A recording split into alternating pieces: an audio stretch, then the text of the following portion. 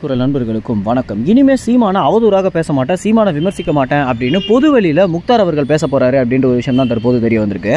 சத்தியம் தொலைக்காட்சியுடைய நெறியாளரான முக்தார் பார்த்தீங்கன்னா எல்லா இடங்கள்லையுமே சீமான விமர்சிக்கிறதுக்காகவே நிறைய ஆடியன்ஸை கூப்பிட்டு பேசினதும், அதற்கு பிறகு அவருக்கு வந்த சிறப்பு விருந்தினர்கள் அனைவரிடத்திலுமே சீமான் மேல வன்மத்தை கக்கிற மாதிரியான கேள்விகளை கேட்டு அவங்களையும் கோவப்படுத்தி சீமான திட்டம் வச்சிருப்பாரு.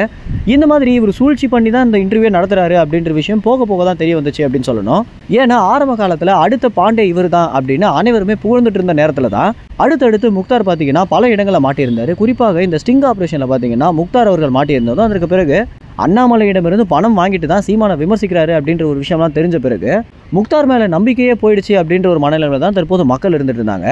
ஆரம்ப காலத்துலலாம் முக்தாருடைய நேர்காணல் வந்துச்சு அப்படின்னா உடனடியாக அந்த வீடியோவை பார்க்குறதும், சில பேர்லாம் பார்த்தீங்கன்னா பஸ்ஸில் போயிட்டு இருக்கும்போதே கூட முக்தாருடைய வீடியோ நோட்டிஃபிகேஷன் வந்த உடனே அந்த வீடியோவில் போய் பார்க்கறதுல நாங்களே பார்த்துருக்கோம்.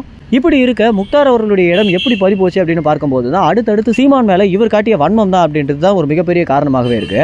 சீமான் மேலே என்னதான் மக்களுக்கு நிறைய வெறுப்பு இருந்தாலுமே தமிழ்நாட்டை பற்றி மட்டுமே அவருடைய அரசியல் இருக்க காரணத்தினால தமிழ்நாட்டு மக்களால் ஒரு முழு மனதாக சீமானை வெறுக்க முடியாது அப்படின்றது தான் நிதர்சனமான உண்மையாகவே இருக்கு.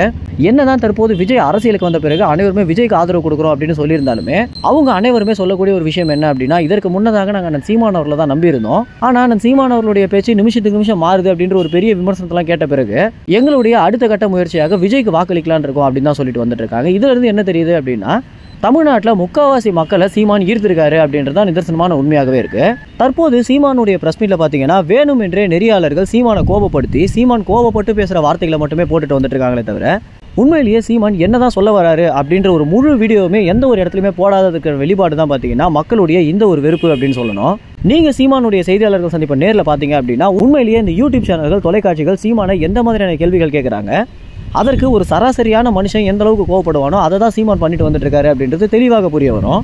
மேலும் இந்த மாதிரி எல்லா இடங்களிலுமே சீமானை விமர்சித்த ஒரு நபராக முக்தார் இருக்கும்போது தற்போது எதனால் மனம் மாறி சீமான இடத்துல மன்னிப்பு கேட்க போறாரு அப்படின்றத நம்ம பொறுத்து இருந்தால் தெரிஞ்சுக்கணும்.